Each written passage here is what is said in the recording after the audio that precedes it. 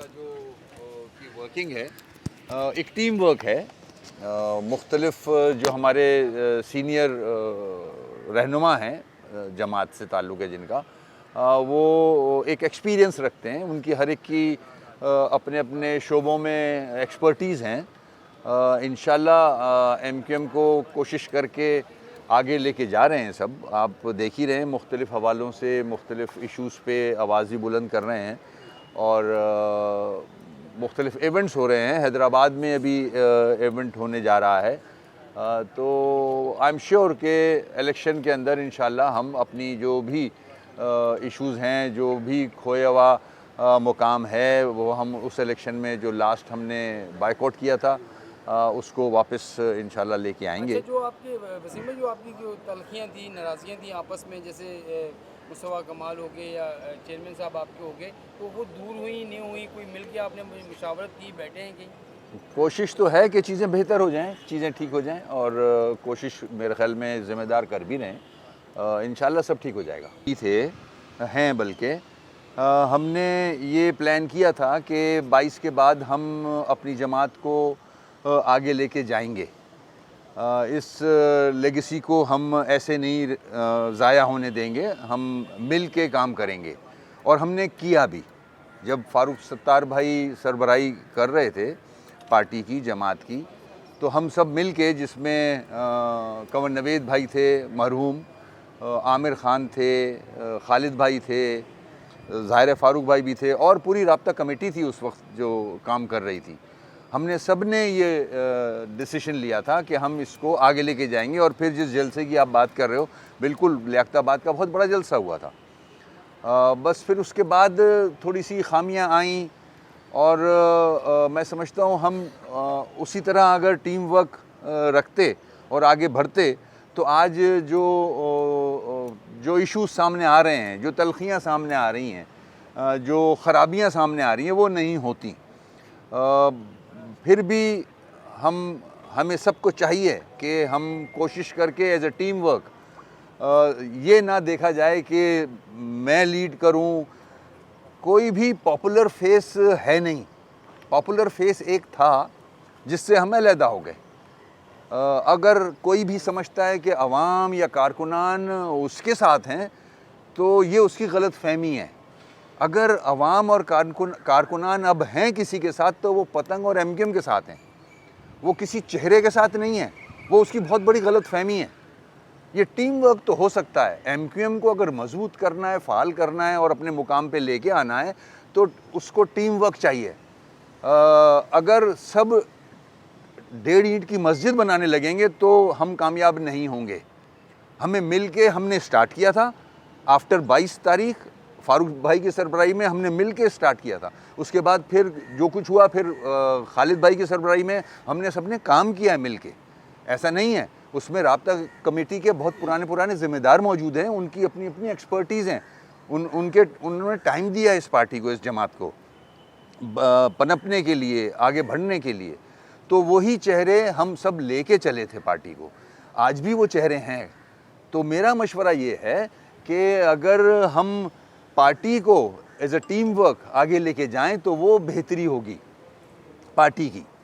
और अगर हम समझते हैं या कोई भी, इवन मैं भी अगर ये समझता हूँ कि मेरा चेहरा है जो कि मैं सेल कर सकता हूँ, कोई पॉपुलर फेस है, ऐसा नहीं है। पॉपुलर फेस से हम फारिग हो गए हैं, हम हट गए हैं। अब टीम वर्क अगर हम लेके चलें तो शायद कामयाबी हो सकती है। हमने टीम वर्क की बात की तो यहाँ भी ऐसा लग रहा है एमक्यूएम में सब इनफरादी इनिंग्स खेल रहे हैं। ये मेरा भाई, यही बात मैं कर रहा हूँ ना। तो हम कोई जद्दी पुश्ती सियासतदान कोई भी नहीं है। सब हादसाती सियासतदान हैं। हम सब हादसे में बने हैं। पार्टी को ज़रूरत थी, हालात ऐसे थे, मजबूरन एमक्यूएम बनी क्योंकि हालात ऐसे हो गए थे। और फिर अल्लाह का शुक्र है कि एमक्यूएम बड़ी मजबूत जमात बनी, बड़ी मुत्तहिद होके 3rd लार्जेस्ट पार्टी रही है वो पूरे मुल्क की ना। अच्छा वसीम भाई, जब एमक्यूएम मुत्तहिद हो गई थी 22 अगस्त के बाद, खालिद मकबूल साहब उसको लीड करने लगे थे, आप मरकज़ी उसमें थे, आमिर खान थे। तो हमने देखा कि कराची के लिए कराची पैकेज भी आया, मुश्तरक रोड सड़क बनी, मंगोपेट सड़क बनी, इसके अलावा कई पैकेजेस आप लोग लेके आए। इवेंट्स के वो एक नामुमकिन सी बात कि जो गवर्नर का ओहदा MQM को मिला, उसके लिए बाकायदा तौर पर आपने जब तहरीक एतमाद की सूरत में आपने डील की हुकूमत से, और आपने कराची समेत पार्टी के लिए भी बहुत से फ़वाइद हासिल किए। तो आप क्या समझते हैं कि इस तरह जो इंतशार है पार्टी में, उसके बाद कराची को नुकसान नहीं है? क्योंकि कराची के लिए तो कोई फ़ायदा नहीं हो रहा ना। मुत्तहिद MQM तो कराची के लिए, कराची की आवाम के लिए, पार्टी के लिए, पार्टी के कारकुनान के लिए फ़ायदा ले सकती है, लेकिन इस तरह कुछ हो सकता है? बिल्कुल सही कह रहे हो। देखें, मुत्तहिद थी तो हमने बड़े बड़े जो गाहक सियासतदान हैं पीपल्स पार्टी के, नून के, जब पहला PDM था, जब हम नो कॉन्फिडेंस मूव लेके आ रहे थे, हमारे 7 वोट थे, तो हमने इनसे निगोशिएट किया था, जिसमें नून के भी मेंबर्स थे और सीनियर मेंबर्स और पीपल्स पार्टी के भी।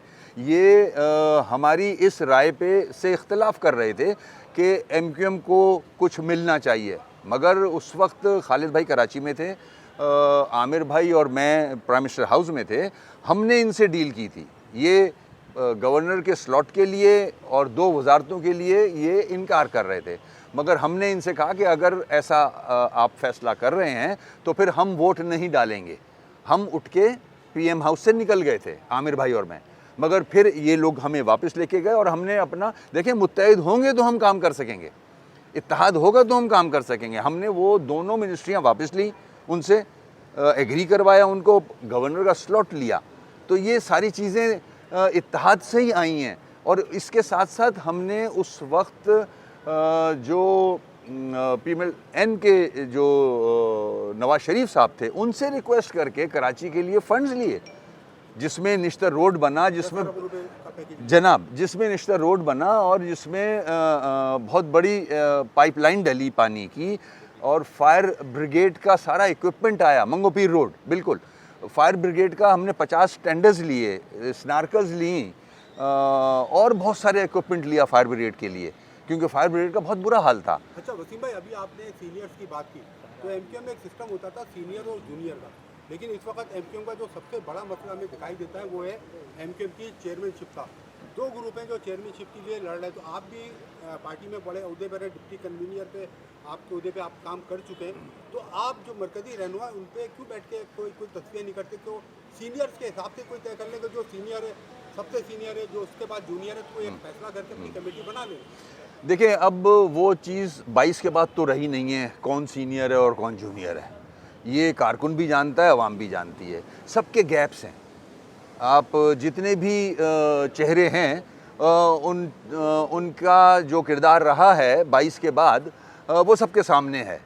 सबके बड़े लंबे लंबे गैप्स हैं, और फिर बड़े अफसोस से कहना पड़ता है कि पार्टी के ख़िलाफ़ भी लोगों ने आवाज़ें बुलंद की हैं, तो जो कि नेगेटिव चीज़ है।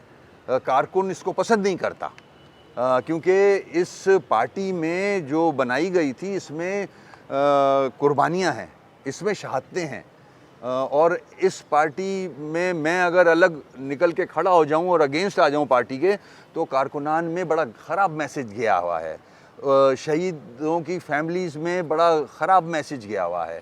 तो हमें अपनी खामियों से सबक सीखना चाहिए और अपने आप को भी देखना चाहिए कि मेरा स्टेटस क्या रहा है MQM के अंदर, मैंने क्या किरदार अदा किया है इस MQM में। तो उस सर्कल में रहते हुए, उसमें अपने आप को पहचानते हुए अपना किरदार अदा करना चाहिए। आज की बात कर रहा हूँ मैं। अगर हम सब लग जाएंगे कि मैं कन्वीनर बन जाऊँ तो ये गलत है। उस वक्त भी एज अ टीम वर्क हमने खालिद भाई को सेलेक्ट किया था। ठीक है, खालिद भाई ऐसा एक फेस हैं, ऐसा एक एलिमेंट है, सब जानते हैं खालिद भाई को, उनका एक किरदार रहा है, उनको पसंद करते हैं लोग। तो हमने उस वक्त जब फारूक भाई से अलग हुए थे तो हमने खालिद भाई का इंतखाब किया था, सबने मिल के किया था। उसमें नसीन जलील बाजी भी थी, सारे थे, उनको हमने आगे रखा था और वो लेके चले पार्टी को, आज तक लेके चल रहे हैं माशाल्लाह। तो हमें अपने आप को देखना चाहिए कि मेरा स्टेटस क्या रहा है, मैंने क्या क्या कारनामे अंजाम दिए हैं पार्टी के फेवर में और पार्टी के अगेंस्ट। उसके बाद मैं अपना बेस्ट जज हूँ क्योंकि मुझे जानते हैं लोग। मैं अपनी बात नहीं कर रहा, मैं उन जिम्मेदारों की बात कर रहा हूँ। सबको कराची के, हैदराबाद के और सिंध के शहरी इलाकों के लोग जानते हैं, अच्छा, वसीम पहचानते भाई, हैं। अभी चंद दिनों में आप जब मुतहरिक हुए, क्योंकि जो आपकी पार्टी है उसके रहनुमाओं के इख्तिलाफात के बाद आपका कारकुन बुरी तरह से कंफ्यूज हुआ है कि वो किस ग्रुप में शामिल हो। तो आप जब मुतहरिक हुए तो आपकी जो निचले दर्जे की सीनियर क़यादत है उसने उसको खुशाइन करार दिया। तो क्या आप बतौर पार्टी के सीनियर रहनुमा कारकुनान में जाएंगे, मिलेंगे? देखिए, मैं ये सवाल भी ले कारकुन लें, मैं ये मर्जर कामयाब रहेगा या मर्जर खत्म हो जाएगा, ये भी साथ ले लें। मैं कारकुनों में ही हूँ, ऐसा नहीं है। मैं खुद कारकुन की हैसियत से आया हूँ। अब यहाँ बड़ी लंबी आपने प्रेस कॉन्फ्रेंस करवा दी मुझसे। मैं यूनिट 65 का कारकुन था 1986 में। मैंने पोस्टर भी लगाए हैं और बैनर्स भी बांधे हैं। मैंने हाइडिंगें भी काटी हैं और ऑपरेशंस भी सारे देखे हैं। तो इसमें हमारे सारे ज़िम्मेदारों की अपनी अपनी जगह बड़ी कुर्बानियाँ हैं। राब्ता कमेटी में बड़े सीनियर मेंबर्स हैं, इस वक्त भी हैं, जिन्होंने बड़ी कुर्बानियाँ दी हैं। तो ये पार्टी ऐसे ही वजूद में नहीं आई। तो हम सब की ज़िम्मेदारी बनती है एज अ टीम वर्क कि हम इस पार्टी को आगे लेके चले। मैं आपका सवाल एक मिस कर गया हूँ। तो कन्फ्यूजन में आपका कारकुन? हाँ, कन्फ्यूजन तो होगा। देखें, कारकुन बड़ा सेंसिटिव होता है, ठीक है। और ये एमक्यूएम का कारकुन है, जिसके घरों से जनाजे भी उठे हैं, जिनके उनके भाई शहीद भी हुए हैं। ऐसी ऐसी फैमिलियाँ हैं जहाँ दो दो शहादतें हैं। तो हम आज जहाँ लेके खड़े हैं जमात को, एक कन्फ्यूजन क्रिएट किया हुआ है हमने, ठीक है। आज अगर सपोज़ कल इलेक्शन होता है तो कराची आइड, चाहे वो उर्दू बोलने वाला हो, चाहे वो पंजाबी हो, पठान हो, बलोच हो, सिंधी हो, कोई भी हो, अंदरून सिंध का भी यही हाल है। वो कंफ्यूज है कि मैं वोट किसको डालूंगा, मैं वोट किसको दूं, ठीक है ना। तो जो जमात थी उसका तो ये हाल है, वो तो दस्तो गिरेबां हैं। तो ये देखते हुए उसकी कंफ्यूजन हमने ख़त्म करनी है। उनकी कुर्बानियाँ, उनकी फैमिलियों की कुर्बानियाँ शामिल है इस जमात में। तो ये हमारी ज़िम्मेदारी बनती है। हमने ज़िम्मेदारी ली थी। 22 के बाद मैं जेल में था और मेरे साथी बाहर थे, सब स्ट्रगल कर रहे थे, फारूक भाई स्ट्रगल कर रहे थे। हमने सबने जिम्मेदारियां ली थी कि हम इस जमात को आगे लेके जाएंगे और इस लेगेसी को ऐसे ख़त्म नहीं होने देंगे। और हम कोशिश भी की हमने। आज भी जो ज़िम्मेदार काम कर रहे हैं हैदराबाद में, वो कोशिश कर रहे हैं कि इस पार्टी को, इस जमात को उस जगह वापस ले जाएं जो हमारा एक मुकाम था। हम 2/3 तीसरी बड़ी जमात थे। कुछ हलकों की जानिब से 2/3 मेजॉरिटी में मुझे इलेक्ट किया इस पार्टी की वजह से एज अ मेयर, और जेल से इलेक्ट किया। ये देखिए ना। वसीम भाई, कुछ हलकों की जानिब से ये कहा जा रहा है कि एमक्यूएम 2022 के बाद वजूद में आई, 2016 के बाद से पहले भी एमक्यूएम में कुछ हुई, 2022 के बाद तो एमक्यूएम पाकिस्तान बन गई। लेकिन 2022 से लेकर 2026 आ गया, एमक्यूएम वो रिजल्ट नहीं दे पाई कराची के हवाले से। तो अब अक्टूबर में कुछ चेंजिंग देख रहे हैं, कोई नया धड़ाबंदी की कोशिश की जाए, क्योंकि आपके कोई रहनुमा कहते हैं कि आपने कहा एमक्यूएम का कारकुन है, एक आपके रहनुमा बोलते हैं मेरे कारकुन है। तो ये फैसला हाँ, ये अजीब सी चीज़ें आ गई हैं। ये मैं करेक्ट कर रहा हूँ आपके कैमरे की तवज्जुह से। देखें, जब मैंने ज्वाइन की थी 86 के एंड में, तो एक नज़्म व ज़ब्त था, ठीक है। और एक जो बानी था, उसने ये पार्टी बनाई थी, हमने उसको फॉलो किया था। 22 के बाद हम उनसे अलग हो गए, मगर वो नज़्म व ज़ब्त हम लेके चले थे। और अब मुझे सुनाई देता है ऐसे लोगों के मुंह से अल्फाज सामने आते हैं कि लोग कहते हैं कि मेरे कारकुन तो कभी किसी ने नहीं सिखाया हमारी पार्टी में। हम कारकुन थे जब बानी था, उसके कारकुन थे सारे।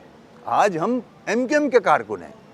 अगर मैं कहूँ कि मेरे कारकुन, तो अजीब सा लगता है, बड़ा ख़राब मैसेज है ये। कारकुन एक्सेप्ट नहीं करेगा। हाँ, अगर कोई ज़बरदस्ती वाला मामला है तो शायद वो एक्सेप्ट कर ले, मगर मेरे कारकुन का लफ्ज़ फिट नहीं होता। आप ख़ुद कारकुन हो इस जमात के। आप जो भी ये कहता है वो ख़ुद कारकुन की हैसियत से काम करे, वो जज्बा रखे, ना कि वो एक ऐसा तासुर दे कि लीडरशिप का। वो पॉपुलर चेहरे अब नहीं हैं।